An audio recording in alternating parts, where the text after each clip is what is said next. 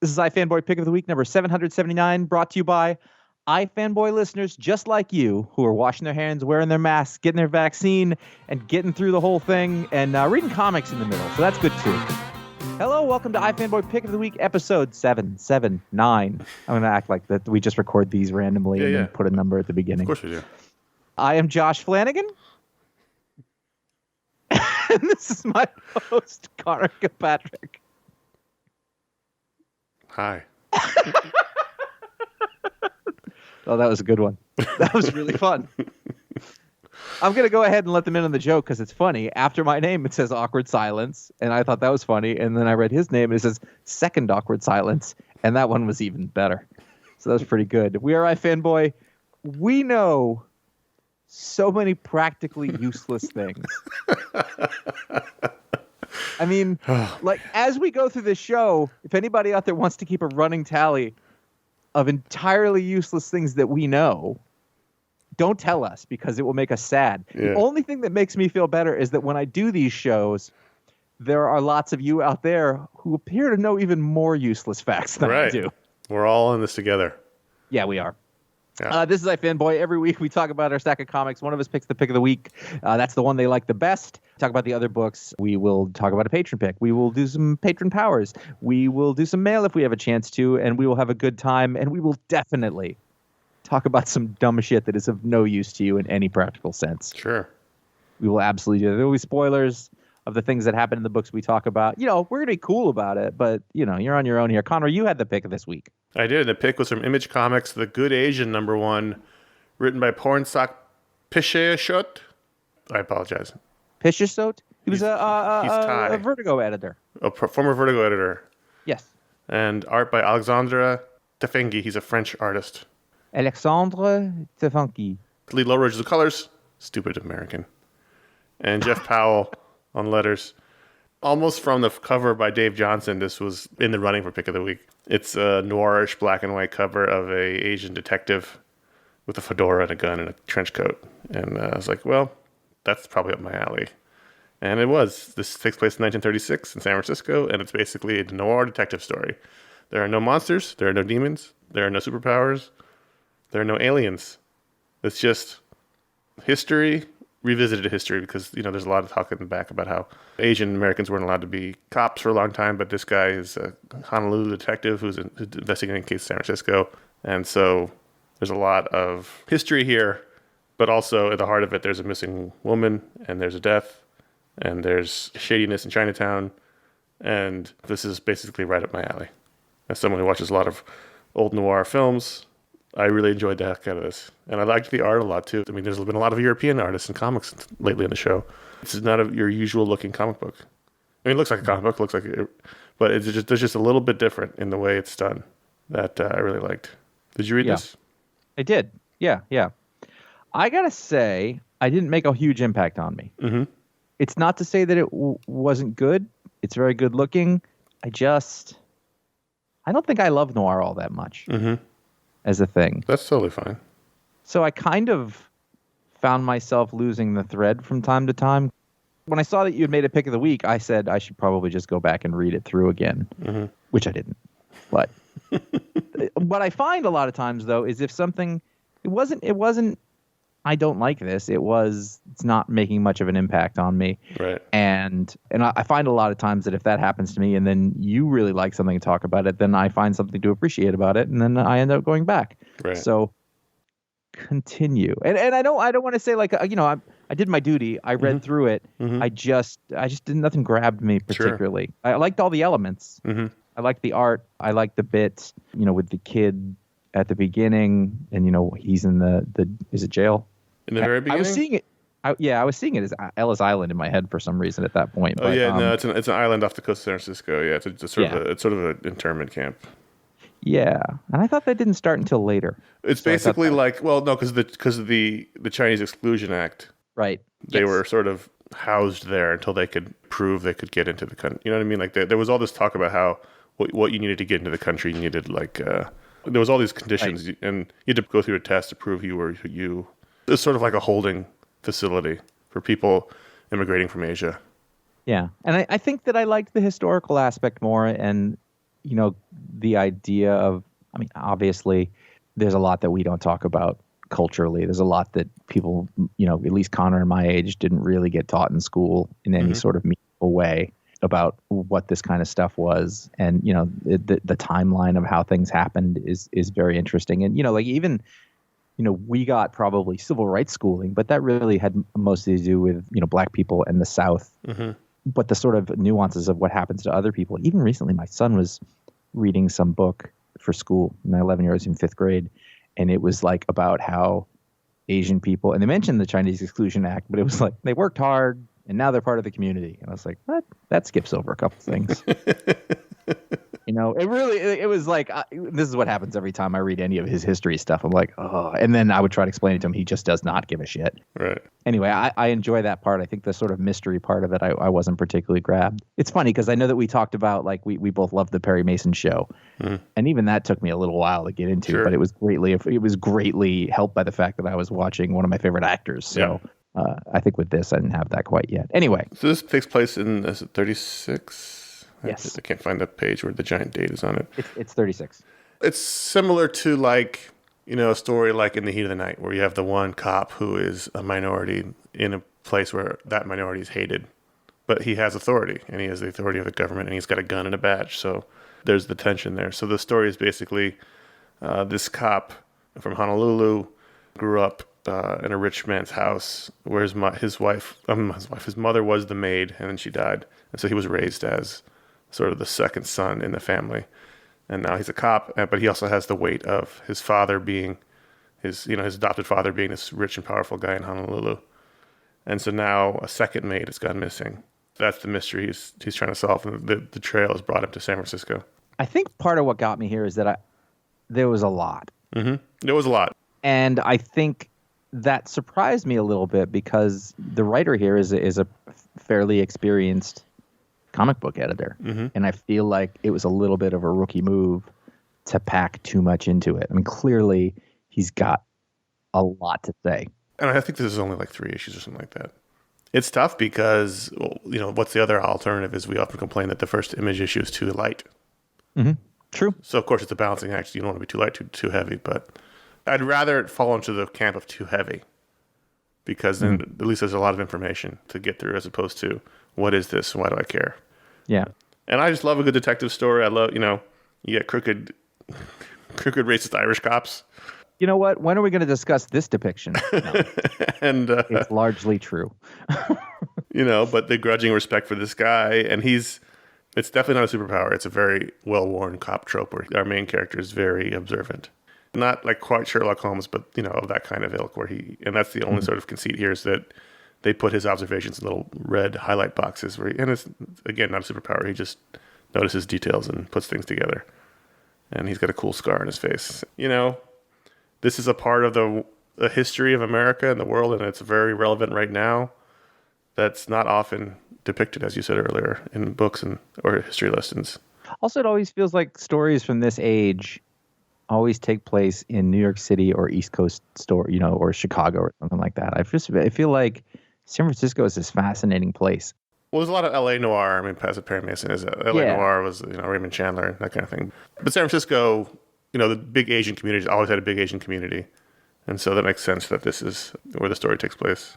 Yeah, it's so sad. I think in like this has existed like this for well over 100 years, and there's still conflict going on. It's just eventually you should get along with your roommate. You'd think, but no. It just shows you the deeply ingrained nature of I know human condition and the problems with it. Yeah. Well, I mean, I think that it goes to show, this is part of the whole, the zeitgeisty conversation that's going on, like just how ingrained this is in everything. But it is refreshing, I think, to get these other perspectives or other people sort of aren't part of the, I'm going to say the main story of America are saying, oh, well, we are a part of this. And like, here's my take on this thing. And, it's influenced by that earlier stuff, which in retrospect is a lot more racist than we thought. And it's also putting people into the hero role of a very American genre, which they weren't before. It was good. I liked the main character, Edison Hark. That's his name. It's an Edison Hark mystery. I liked the bit at the beginning with the kid who was an artist in the camp. I liked that conversation. about how if America can't find a place for you, then what is the point of America? Mhm. It had a lot of good things to say, and I like the design of it a lot. I like the title page and the 30s sort of aesthetic. The art was really, really nice, really good storytelling. Very, like I said, very different from what your normal looking comic in terms of the style. I think I do need to go back and read it again. It's a lot. There's a lot. Yeah, I think that's it. I think that I maybe missed some of in the churn. There's certain comics that you're like, I'm not picking this up, so you just keep moving through it. What the artist has done here is it's a lot of panels a page. Yeah. It's very not, and I think that's why I keep saying it's different, because I'm looking at each page and they're very dense with panels.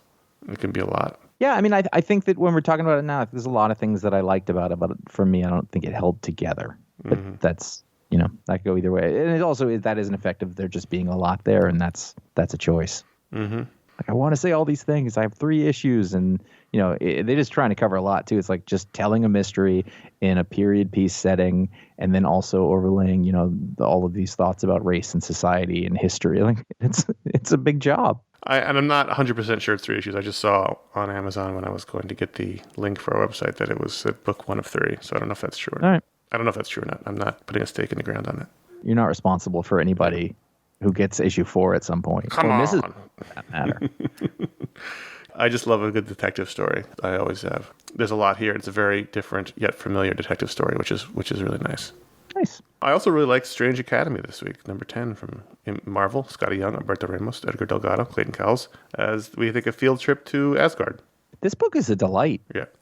I mean, it has all of the things like there's cameos from the characters who we know, but it is an entirely new cast of characters. Again, there's always a lot going on here and a bunch of personalities. I don't quite remember who everybody is. No. But because of the stylistic... I remember a couple of them, like the main ones. Yeah.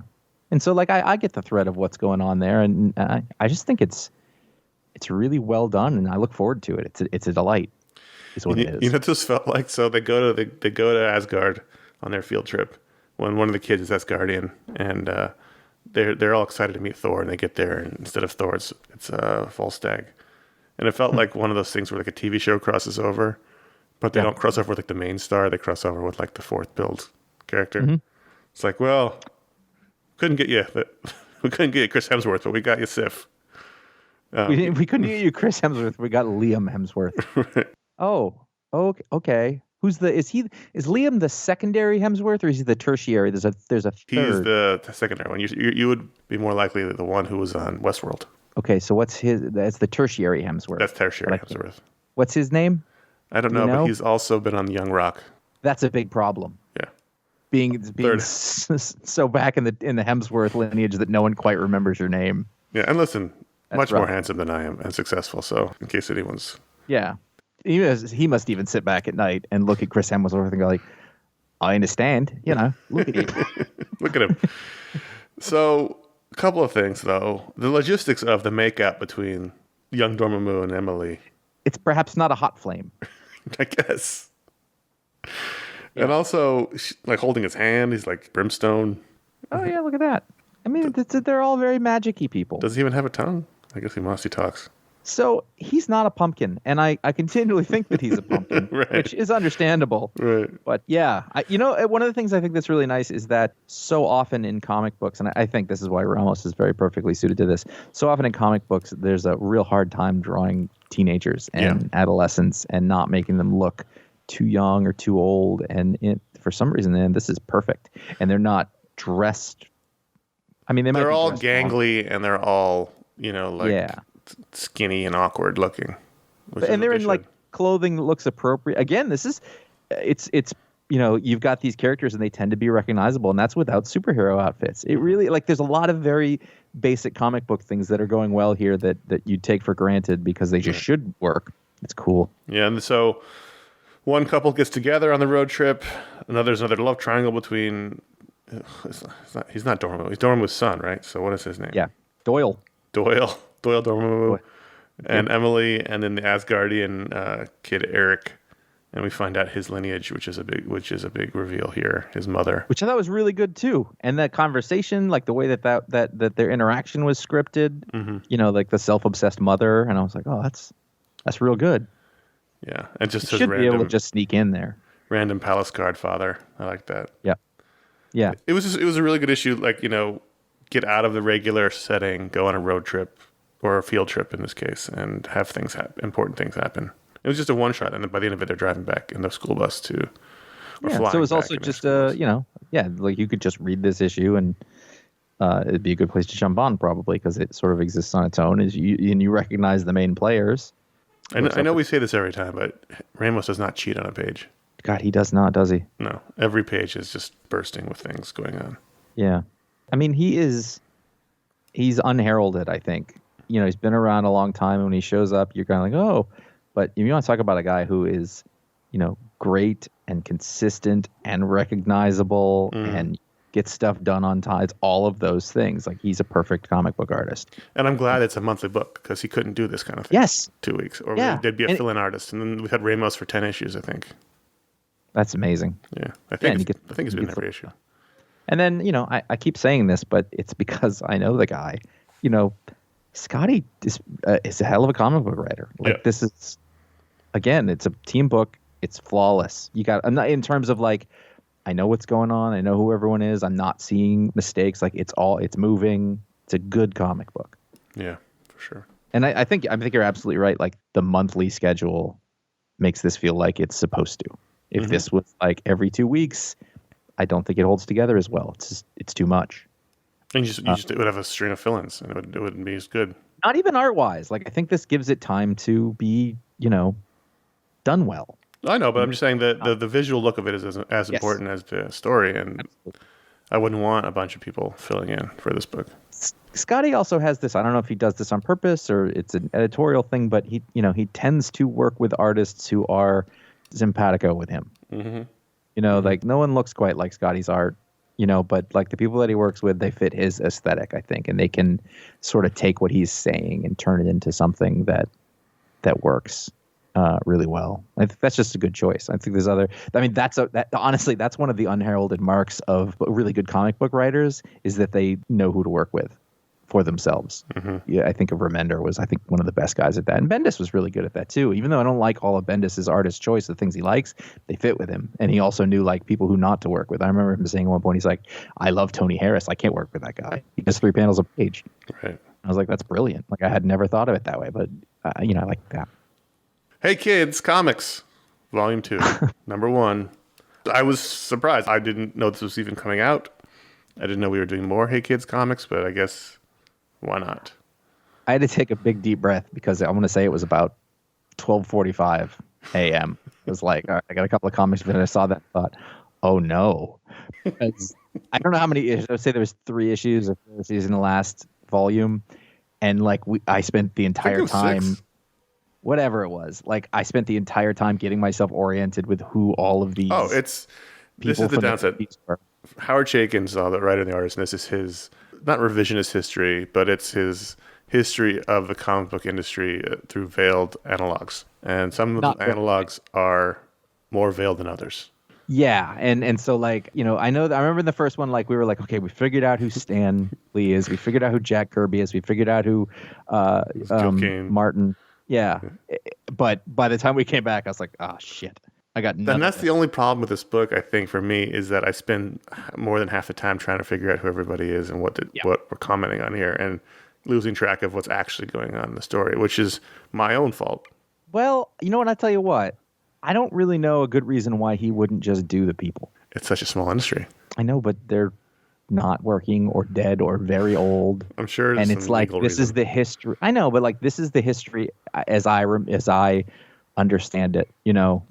I just feel like that would make this one of my favorite works. Sure. Because I wouldn't be having to do all the back end work at the same time. Listen, I'm with you. So we have a list of characters in the beginning, and Verve is Marvel, and GW is EC. GW is EC, Percy is Archie, and Yankee Comics is DC. Because it was National Comics. And this story is mostly about, so we're into the 50s now, and we're into Seduction of the Innocent and Wortham. And EC Comics and Mad Magazine and all that stuff. What's interesting is that since we were talking about things that we know that people don't necessarily, is this going? And I was like, oh, it's Wortham. And then I thought, no, to me, that is landmark history. That is, Plessy versus Ferguson. That is the Battle of Trafalgar. I'm like, yeah, Wortham, Seduction of the Innocent. And I thought, no one knows this. Other than this really small, like, to me, I was like, oh, here we go. This is when the industry, like, everyone listening to the sounds of our voices knows this, but, yeah. Stop a random dude in the street and ask him about Dr. Wortham and Seduction of the Innocent. They're going to punch you in the face. Steal your wallet. I find that fascinating, the very specific history of this subculture that, and this was a big deal, this story. I don't know that, I assume people haven't read as many books on it as people like you or I have, but this was a national thing. I mean, this wasn't just like a little, but, no one remembers it anymore. What's funny is that I'm literally in the middle right now of reading the Stan Lee book, and, I just went through this part of the book. Right. Well, actually, it's happening right now, actually. This is the 50s right now.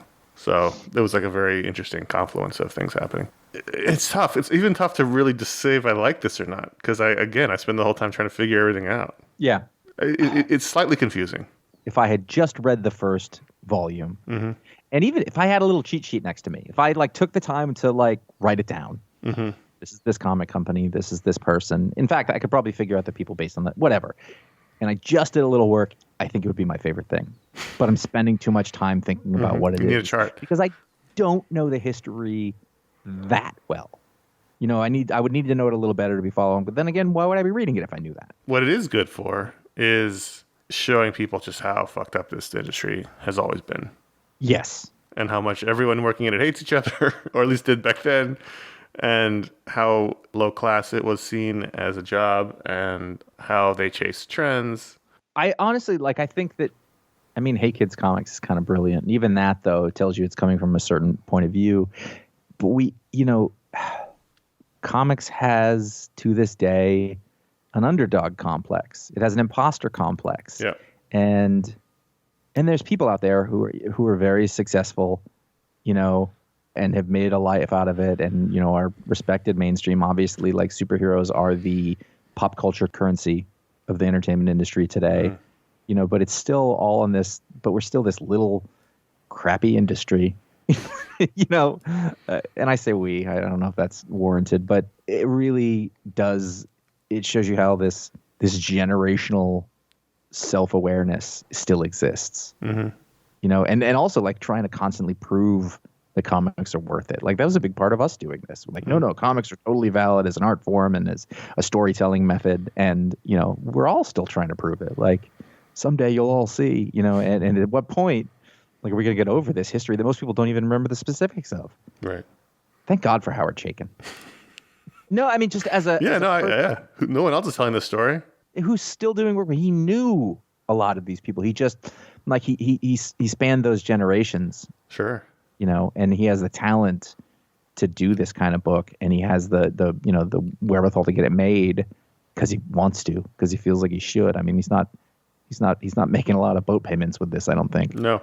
Yeah, I don't know that it's a thing that's necessarily super enjoyable the whole way through, but I'm really happy to read it. Like what I was saying, at first I took a big deep breath and I was like, okay, read the cast of characters at the beginning and let's get going. And I was genuinely worried that it was going to lose me and I wasn't going to be able to, but that didn't happen. It also skips around a lot. That's always been the problem with this time. Book. Yeah, at least last time it was very obviously the heyday 60s and then modern times in which the Marvel characters are all blockbuster characters in the films. And that made a lot of sense in terms of timelines and Stan Lee and all this stuff. And here it's much more, like you said, 50s and Wortham is no less of a big deal, but it's less of a recognizable deal for what we're living in every day.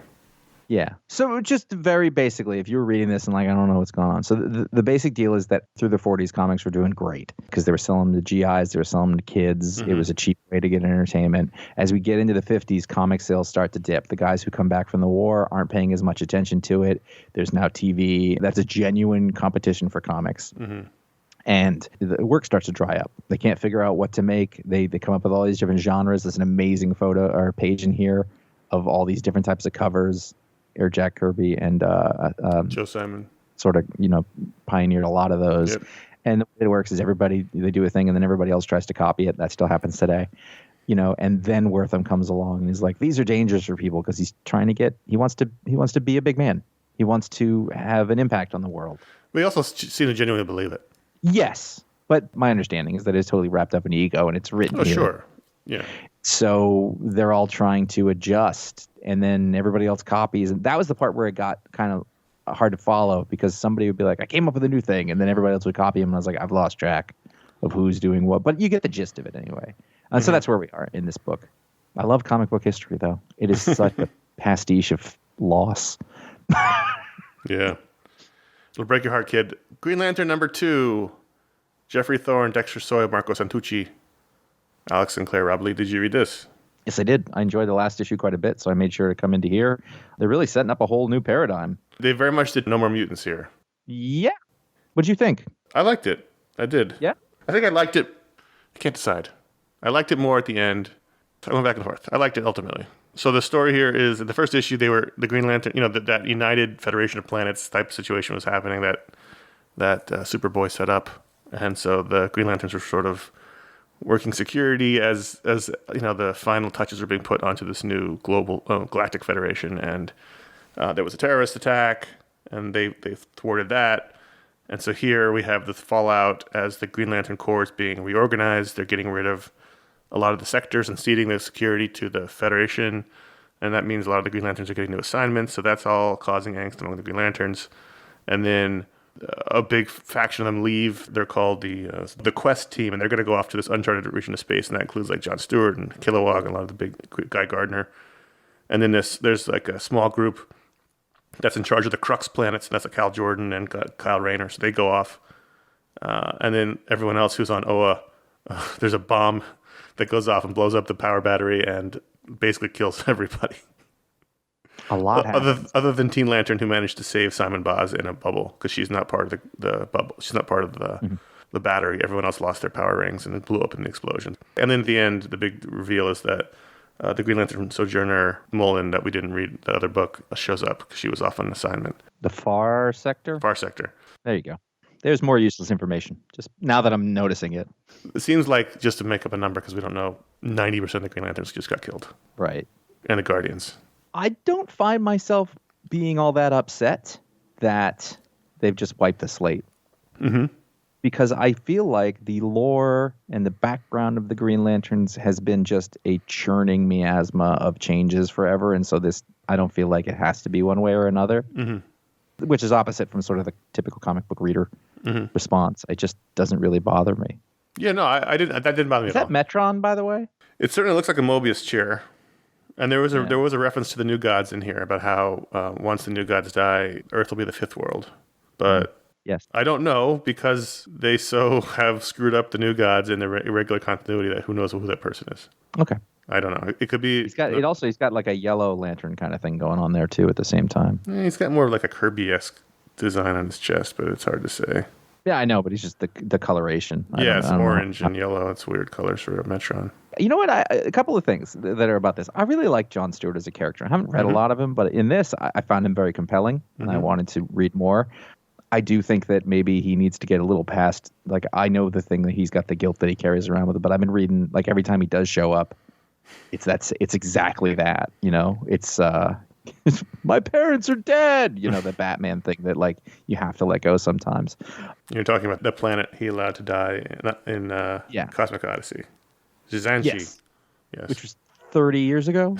35 years ago? Hey, kids, it's comics. Yeah, exactly. I think the character would be a little more fun if he was moved along a little more. And it feels like he is, and then they kind of like, remember the planet? And he's like, damn. But I like him. I would spend more time with that character for sure. And oddly, I like Teen Lantern. Yeah, you said that last time too. It's interesting. It's weird. I'm just like, it's such a weird little like pebble in the cog kind of thing. Like, I was like, I don't know what this is. I don't know what she's supposed to be, and that's sort of interesting. Right. Yeah. Well, we've never seen a kid Lantern before. Mm-hmm. There's been all kinds of sidekicks and teen versions of DC characters. We've never seen a kid Green Lantern before, as far as I know. You're right. So that's unusual. That is unusual. It's like somebody didn't think of it. I'm looking forward to what the fallout of this is. What does it mean? Mm-hmm. I just hope there's follow through. Like, it's a good setup and go through like. But then this is like so many things with the Green Lanterns of it, like, okay, here's this huge thing, and then it just goes on forever and ever, and I hope there's a story. Yeah. And the fact of the matter is, all the Green Lanterns you know and love are alive. Yes. All the background ones are dead. of which there were many. Listen, maybe this is just in reaction to that the slog of a volume 2 of the Green Lantern. Sure. Yeah. Like, I'm still tired from having read it, and I don't think I got anything out of it. Yeah, no, I understand. So, like, this is, kind of airy in comparison, which is funny because it was pretty fucking heavy. Hey, we want to thank the folks who are part of Patreon, our patrons. And you can be part of that over at patreon.com/iFanboy. Basically, it was started as a way to make sure that we could still continue doing this show. It always humbles me and makes me happy that people responded the way they do. And we go in the Discord or the Facebook group, that people are just really still into the show and listening and is engaged, and that's so good. And so if you've been thinking you want to be part of that, you can go to patreon.com/iFanboy. Here's what the patrons have accomplished. They have unlocked a Patron Pick, which happens on the show every week. It is a staple of the show now. I can't remember not doing it. The Talksplodes, which are the bi-monthly interview shows. The Booksplodes, which are the bi-monthly book review shows of sort of the stuff we don't get to cover on the weekly show. The Media Splodes, which is a monthly show where we talk about media stuff that is not comic books. There is YouTube content going up all the time, so they archive of the video shows that we did. And you can actually listen to this very podcast on there as well. I don't know if you knew that. That's all going up. It's a lot of things sort of in aggregate over time. So I want to thank all of them. There's, of course, I just mentioned it, the Facebook group and the Discord server. They're both really cool communities in a way that as people sort of got away from posting on the site and message boards, which is just what happened, it's a place for the people to get together again. And I love it. I love it. I don't always have a whole lot to add to the Discord group, but I really like the conversations and the friendships and everything. It's one of those things that I'm always proud of when I think back of the people who are all still really good friends because of the days on our boards, way back. Super cool. Patreon.com/iFanboy. Thank you to everybody who's done it. And we would appreciate it if you would also chip in, but it is optional. That's also, it will always be optional. That's the case. You can get over to iFanboy.threadless.com. There are currently 8 designs there to be put on t-shirts, sweatshirts, tank tops, baby clothing, mugs, phone cases. I can go on. Everything that you can think of, there's probably a way to get it on there. Threadless does really good stuff. It's not a cheapo fly-by-night thing. They make good products, and so you don't have to pay way too much to get a thing and then have it fade and get destroyed 3 months later. Mm-hmm. Those are good things. I know we say this. We really do have a couple of fun ideas that we're kicking around. It's just trying to fit in, getting them really designed and put up there. But I wouldn't be surprised if you wouldn't see some of those come up soon. If you don't want to deal with any of that, there's ifanboy.com/support, where there's a PayPal link if you just wanted to make a donation to the show. The tip jar concept. Again, with all of this stuff, you're supporting the things that you like. That's how this economy works now. And Conor and I, this is still there's a lot of time that this all takes, and it helps that we can justify that a little bit with some income so that so we can spend the time on it and not be taking it away from the rest of our lives, even though we love it very much. Finally, ifanboy.com/Amazon. You can go there. There's a general link on the site that you can just go to buy the stuff that you need delivered to your house because going to stores is terrifying now. Or there's links to buy all the books that we talk about in the Bookspload or the weekly issues that are the pick of the week. That said, if you have the option, buy your comics at a local comic book shop. Mm-hmm. I want to make sure that is very clear. That is the best way to do that because we were talking about this weird little industry before. Yeah, they need your help. It takes a village, and it's a small village at this point. Let's go into more books. It's funny. I think when we have fewer books on the rundown, we subconsciously talk more. We're not taking advantage of. It's sort of like the thing where if I have some extra money, I spend it. The email section is basically Gil from The Simpsons. Come on, guys. So, America Chavez, Made in the USA, number 3. They said it right in the title. Made in the USA, as we retcon her origin, where she is no longer a being from another dimension, but someone who was forged in the Bronx by a bunch of scientists. Well, if you were going to be forged somewhere, but you still want to seem like you're not part of everything that happened. She was forged in the Bronx. The scientists are from the Bronx. Right. The island or whatever it was somewhere else. Yeah. It's a very... I don't think I knew her origin, but I was like, this is a whole retcon thing. To be fair, the island is off of Long Island, so it's not that far from the Bronx. Yeah, I did notice that. I was like, that's pretty tropical for the North Atlantic, but right. Fine. That's fine. They got great accents on that island. Yeah, you got to make sure to read that book in both thick Bronx accents and then thick Long Island accents. We got over here going to do all your genetic research is over here. I like this book. I haven't read a ton of America Chavez, so I'm not bent out of shape about the retcon. It doesn't mean anything to me, but I'm sure people who really love her might be upset. Yeah, maybe. You like Joe Casey? Like Joe Casey, he might be upset, but I support you for being upset. I noticed that you did not put Heroes Reborn #1 on this list, but I imagine you read it. I did not. You didn't? Nope. I can see that too. I don't support returning to horrible mistakes in the history of comics. In the same way I didn't like it when we're going to do the Clone Saga again, but we're going to do it good this time. No, just let it be. And that's the same way I feel about Heroes Reborn. So I didn't read it. I know what you're saying. And I don't disagree, but I just thought, well, I should read this because, I mean, it's Jason Aaron writing it, Ed McGuinness drawing it, it seems to be. Mm-hmm. And I was like, oh, this is the next big event. It hadn't occurred to me. It feels like there's always an event going on, but there's a checklist. There's a whole thing. I mean, basically, what it is at this point is that Blade wakes up and he's in a world where nobody's a superhero that he knows. And there's the Squadron Supreme there. And he's in like an alternate Earth, and he's going around trying to find the other Avengers. So he goes up to the beginning goes up to Robbie, the Ghost Rider, and he's like, I got to get somewhere. And he's riding on his bike really fast, but he's not Ghost Rider. Mm-hmm. It was fine. It was fine. It was a Blade book. Like he was sort of the narrator for the whole thing as we go through it. And that's kind of interesting because I always just hear the Wesley Snipes voice. Sure. But, when it comes to doing these kind of like throwbacky books that they're like, we're going to do it right this time, some motherfuckers is always trying to ice skate uphill. So did you like it? I'm not going to go that far. Are you going to read more of it? I'm not sure. I'll probably read the main story. It looks like there's a lot of spin-offs just in the same vein as The King in Black. Right. When I look at the checklist. But I'm kind of ambivalent. But I figure this is supposed to be an event, so I thought I'd read it. And I kind of left me with not a lot. Marjorie Finnegan, Temporal Criminal #1 from AWA, and Garth Ennis and Goran Suzuka. And this is first of all, I'm surprised you read this because you don't really read these Garth Ennis books.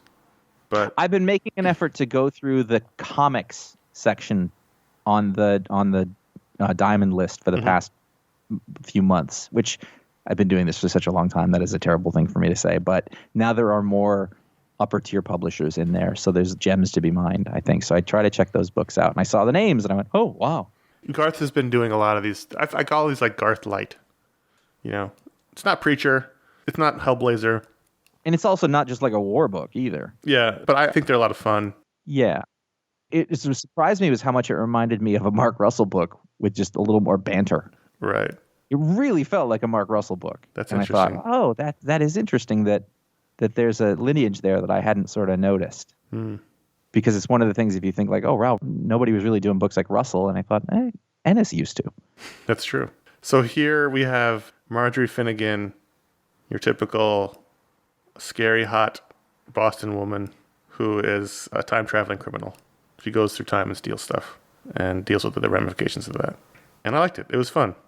I liked it. I didn't love it. Yeah, I didn't love it, but it was fun. I enjoyed it. I'd hoped to love it. I knew I wouldn't. Yeah. But I thought it would be great if this was just like this amazing book.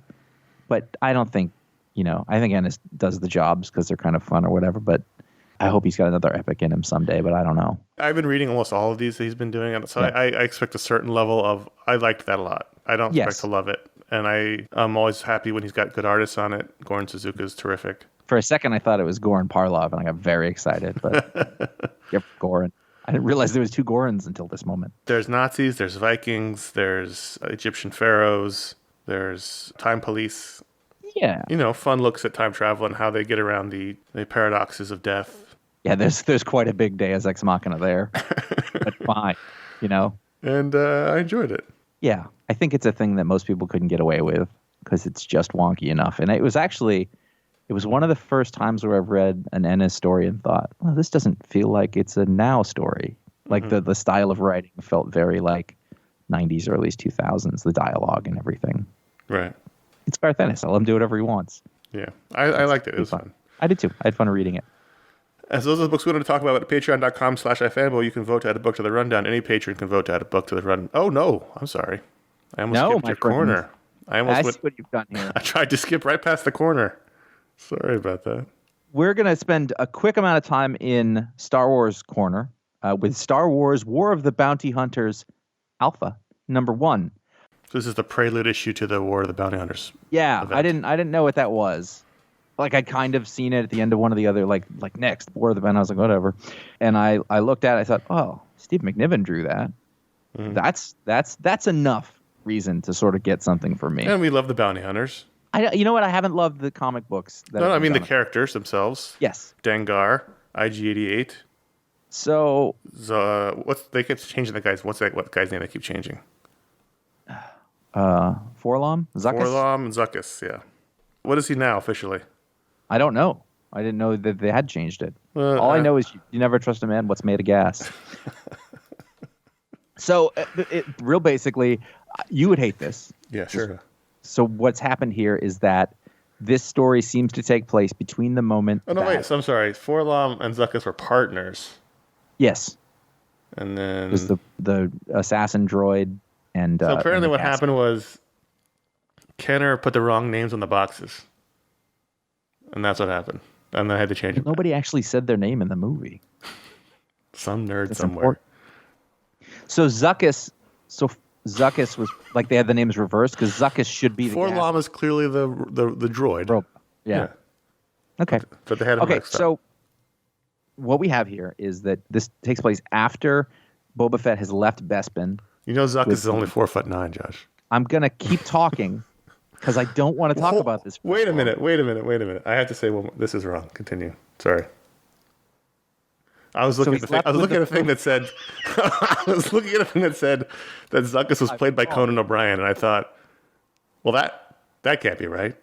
No. And he was voiced by Conan O'Brien in the Robot Chicken cartoon. Okay. Bosk, Dengar, IG-88, Forlom. Are there more? More of that information on the initial? No. That's who was there. But also, obviously, Boba. But in the comic, are there more of these guys? We didn't get there yet. That seems to be what's coming next. Carbonite Han Solo. He's on the way to Tatooine. He starts to melt. Oh, God, why? Boba Fett has to go to, I forget the name of the planet, but it's like the planet of the bounty hunters that has shown up in this. And he goes to a guy who looks like the guy, Nar Shaddaa, the smuggler's moon. And he goes to a guy, the dudes with the 4 arms, like the one who had the Jaxter, whatever he was, who was in Attack of the Clones. He's one of those guys. And he's like, hey, I need you to fix him. He's like, I can fix it, but you got to pay me up front. He's like, I don't have any money, this Boba Fett. By the way, this Boba Fett is very much Mando. I want to burn this book to the ground. Also, I hope that whenever they fly to that moon, Smuggler's Blues plays from Glenn Frey. Sure. Wow. I'd just like to point out that you have made 2 references to incredibly unhip old white man things, including what you just said. And then earlier, you referenced In the Heat of the Night, which... hey. Now, I know your perspective on it. Cindy Poitier. Come on. I know. It was also a television program. Yeah, I'm not talking about that. I'm talking about the movie. I understand. But many, Carol O'Connor. That's the movie. The film is... I don't want to talk about it. Sorry. I want to get through this. I want to be done with it. So he has to go fight a thing to kill a guy to get the guy to fix him, and then something goes wrong, and they steal the melting Han Solo. Rod Steiger. You flip to the back page, and this goes through fucking October. Oof. Dozens of books. And it goes through all of the Star Wars books. So even the ones that I was enjoying, so you can't main Star Wars story, I mean, it's a lot. Like it's way too much. So what are you going to do? I think. I don't know. We'll see. I will probably keep reading the books that I'm reading, which are Star Wars and Darth Vader. Mm-hmm. If it gets annoying after an issue or 2, I will just wait for it to be over. Because the thing that I really liked is that those things all existed. I'm just reading a Darth Vader story. I'm reading Star Wars is kind of a little anthology story with the main people, and most of the time it slots in. But I do not I know what they're trying to do. They have to mine every possible, like, when was the camera not on, and what can we have said happened there? Right. But it's a lot. I was shocked by the checklist. I thought, oh, this should be a month-long thing. Nope. It isn't. So wait, it's May, June, July, August, September. It's 6 months? Yeah. Jeez. Yeah, like through October, not, the last issue. Also, the last issue here is IG 88-1, and I find that disrespectful. So every bounty hunter gets an issue. Sure. So it goes through Star Wars, Darth Vader, Dr. Aphra, and bounty hunters. And then there's Bounty Law. Jabba the Hutt 1, Forlom and Zuckuss 1, which I don't know how I don't read that. And Boosh number 1. Bosk. It's spelled. That's not. They spell it Boushh. That doesn't. Isn't it? BOU. Oh wait, those are K's. No, those are H's. It should be Bosk. It's probably the. Oh no, BOUSHH. That's the identity that Leia had in Jedi. Oh, Boosh. That's Boosh. right. So Bosk doesn't get one? Bosk is once again relegated to the background. Wow. In this 6-month event, you couldn't find a place for Bosk? I don't think I think I could read this for a month, maybe 6 weeks. I can't read this for 6 months. We're gonna put it to the test, aren't we? You got Ethan Sachs over there doing that Bounty Hunters book, and I couldn't get through it. And I like him as a writer. It's the Smuggler's Blues. All right. Those are the books we want to talk about. Patreon.com/iFanboy. You can, if you mention go an there, REO Speedwagon album later. and you can vote to add a book to the rundown. Every patron can vote to add a book to the rundown. And this week, the overwhelming favorite by like 2-1 margin over the second place book was The Good Asian #1. Yay! So we don't have to talk about it again. And what's the rating on Good Asian, Josh? Good Asian rating. I am gonna go now. Out of 5 I'm gonna stars. go with 3.25 for me. Ooh, interesting. I'm going to read it again, though, and I'm going to read the second issue. I'm going to check back with you the next time this comes around. See how it goes. I'm going to give it a 5. Wow. Yeah, it's a You never give out 5s. Well, it's the pick of the week. Sure, Pick of the week's automatic 5. No, that's not true. That's for me. Everyone's got their own voting system. True. That is true. You going to keep reading? Yeah, I just told you I was. I wasn't paying attention. I was looking at Bosk. I'm thinking about a Glenn Fry song. I was. It's in my head, and I can't get it out. Patreon.com/iFanboy. Everyone can vote that book to the rundown, but if you give it the $5 or higher level, I cannot believe it's this late in the show and we're hitting the patron powers. I really thought we were gonna have time this week. We got cocky because the patron pick gave us an out. Yep. But if you give the $5 or higher level, get your own superpower live on the show, like these for people. Addison Works, which could also be a factory name, or a sentence, really. Or actually the marketing slogan for the factory. Yep. What does Addison do? Addison Works. Work it, Addison. Someone's sorry. delaying. No, I'm not. No, we're way distracted now, so now I can't focus. That's what's happening. Addison Works can time travel, but only to completely insignificant days. Where nothing happens. So, like, you can't go to, like, the Battle of Gettysburg. Right. You just go, like, a random Thursday in 1746. Where nothing important happens. No, yeah, there's not, like, you can witness history, like, from, like, oh, this is what it looked like then, but you don't get to see the great events of the world. How long does Addison get to stay there? I mean, I assume as long as he wants. But if, like, you were in, say it's like he shows up in Philadelphia at, like, June 28th, 1776, like, he'll pop back before the 3rd, because that's when things start to pick up there. Jeff Ellerbach. This is somewhat of a sad power. Oh, no. You know how, like, if you watch like a commercial for like pain medicine, they show like an outline of a body and like the radiating red spots, like in the shoulder or the knee or the back. Well, Jeff Ellerbach sees that all the time with anyone he's looking at. So he sees everyone's pain. He knows what hurts.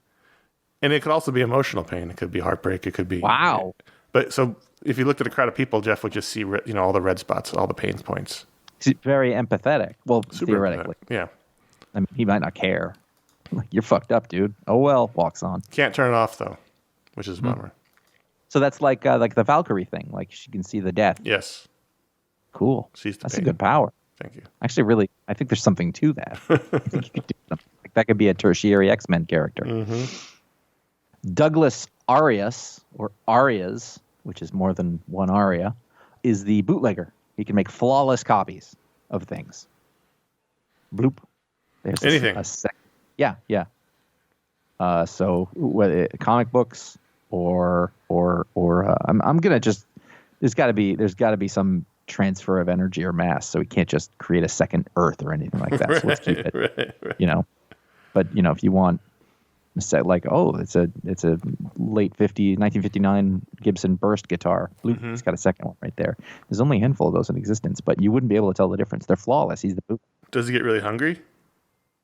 Can you expand on that? Well, I assume the mass comes from somewhere, right? Does he like? Yeah, but or is he burning calories doing it? No, I was going to say no. Like the conservation, so they has to take an item. That's how it's going to work. That's what it is. He's got to have another item. So if he's going to make he's got to get like a cheapy guitar, and he can transform that into the copy, or like a pair of shoes, and they would then be authentic Air Jordan 2s. Yeah. John Hibbs. John Hibbs is the human remote control. He can control anything that you would use a remote control to control. He can just do it with his thoughts. That was the first short comic story I ever wrote. Right. But anything, your air conditioner. I believe in my story, he could only turn off and on insignificant things, like the light switch. Right. That was the full extent.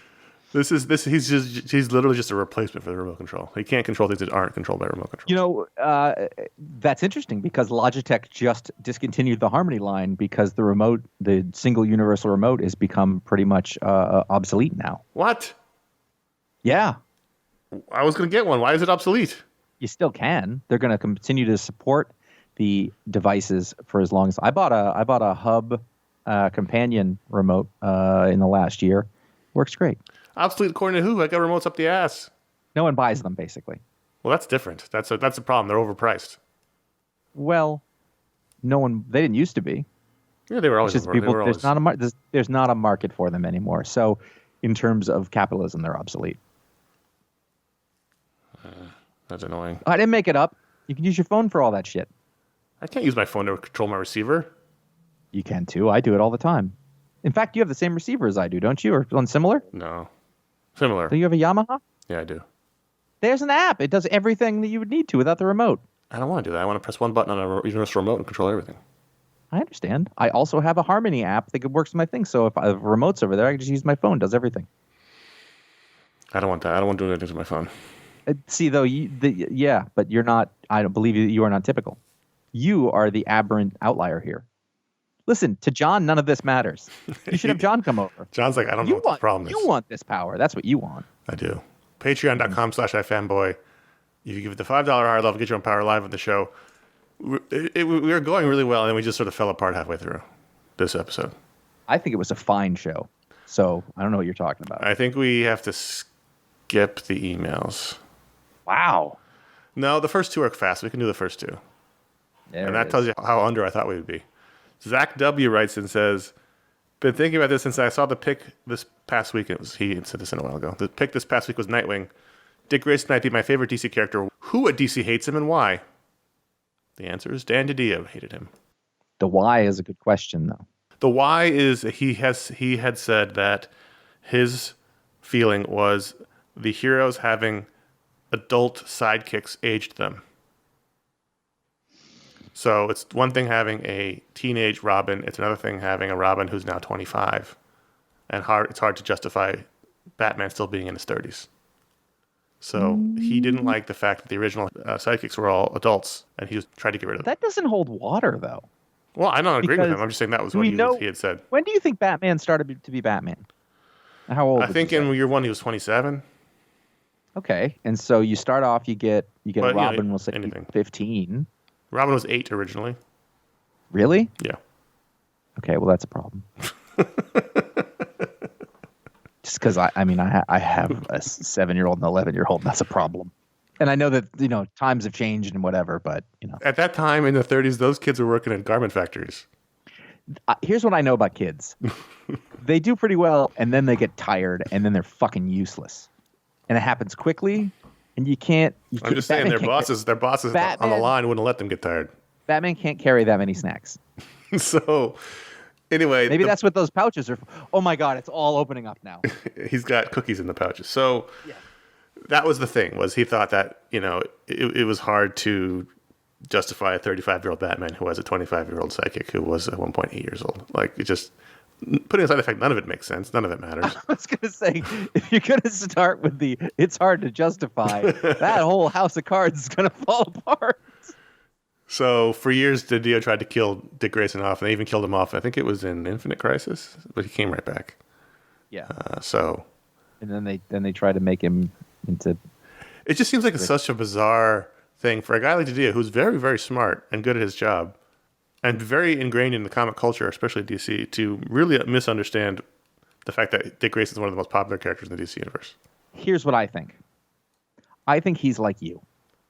I think that he really liked. He doesn't like Jason Todd, or I don't know, whatever. He likes one of the other ones, and so he thinks that one of them is stupid.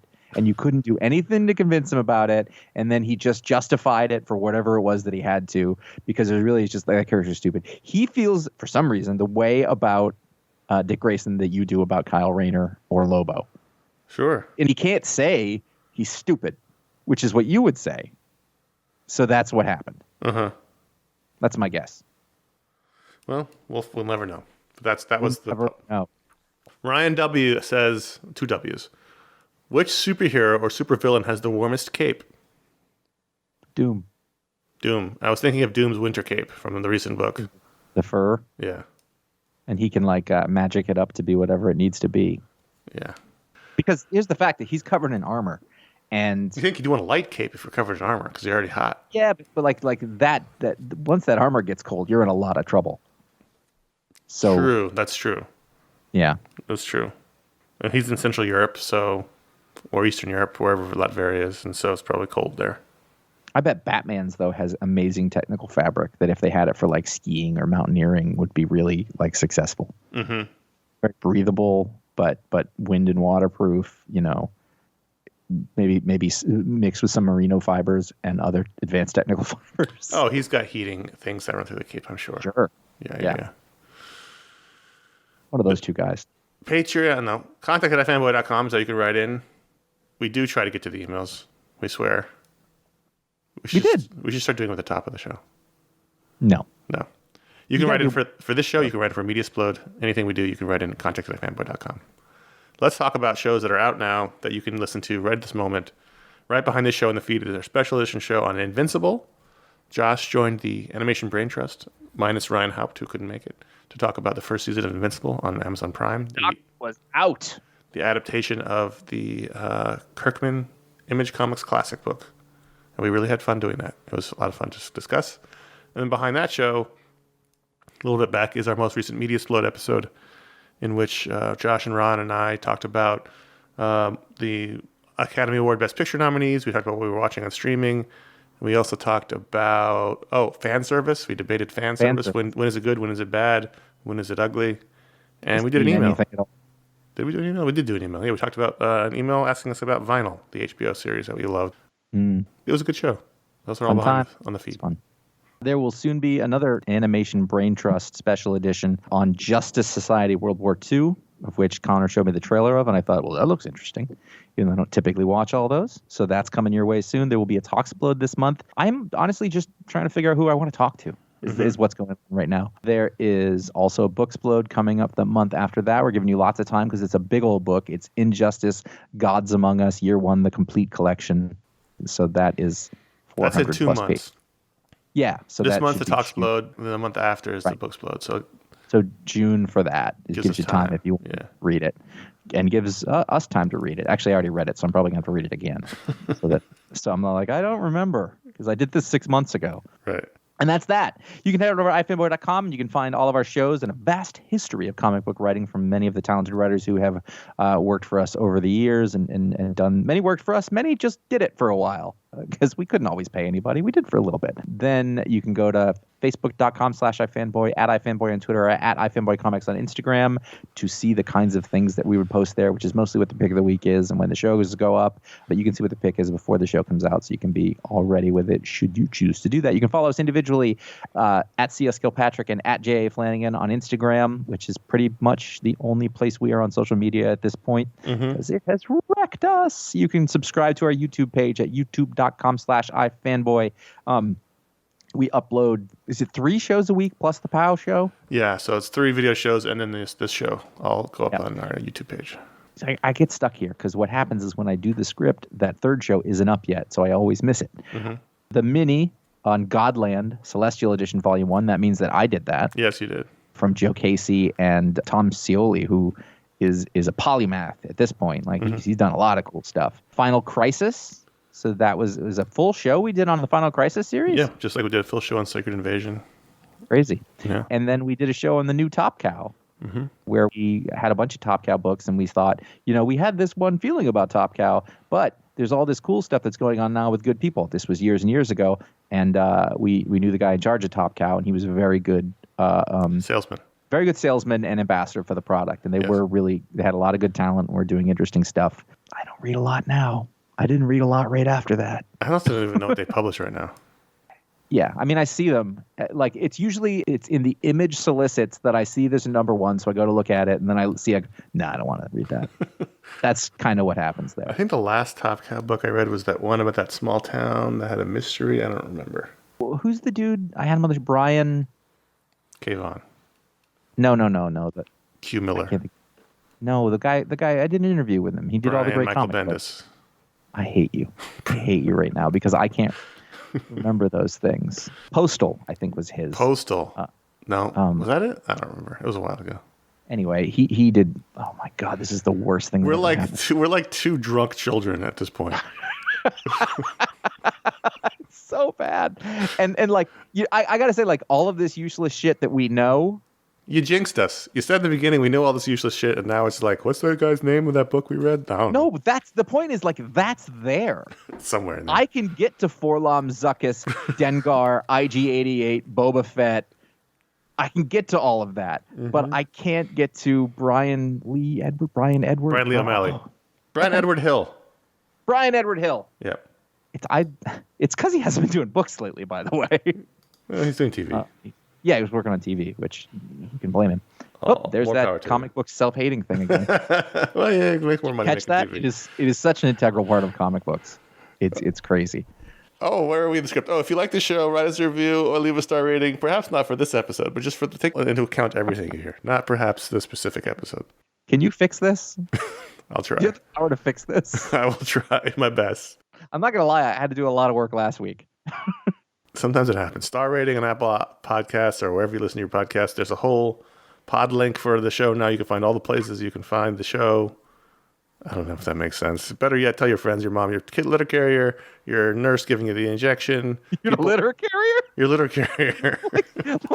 like one of those like chairs that are on sticks that get carried by one person in the front and one in the back, the litter. Mm-hmm.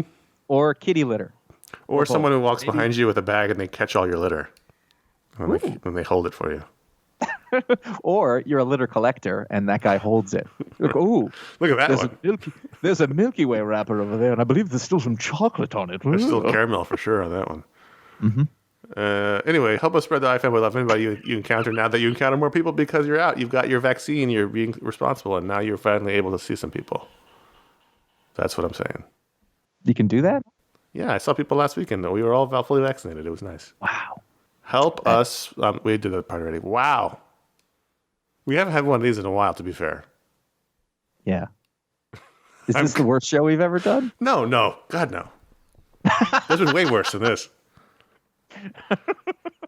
I think the worst shows we ever did were the one where there was a smoldering resentment. Just at the surface. This hasn't happened forever, but one of us would be mad about something, but we'd have to go on with the show. But it was there. That was what was it, like 08, 08 when we were children. Yeah. When you'd get mad about stuff that there's no need getting mad about. Comic stuff. Why is Ron being a dick about DC Comics? They're mad at each other. People used to think you and I hated each other on the show. Yeah. Anyway, I'm Connor.